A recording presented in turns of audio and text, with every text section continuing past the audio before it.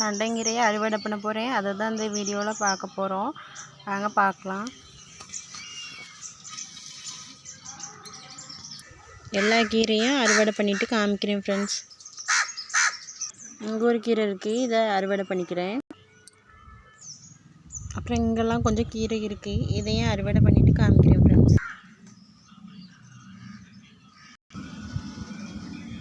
அப்புறமா இங்கே ஒரு கீரை செடி இருக்குது, இதையும் அறுவடை பண்ணிக்கிறேன். பாருங்கள் ஃப்ரெண்ட்ஸ், இவ்வளோ கீரை அறுவடை பண்ணியிருக்கேன். கொஞ்சம் சின்ன சின்ன கீரையெல்லாம் பிடுங்கியே எடுத்துட்டேன், வேரோடையே எடுத்துட்டேன்.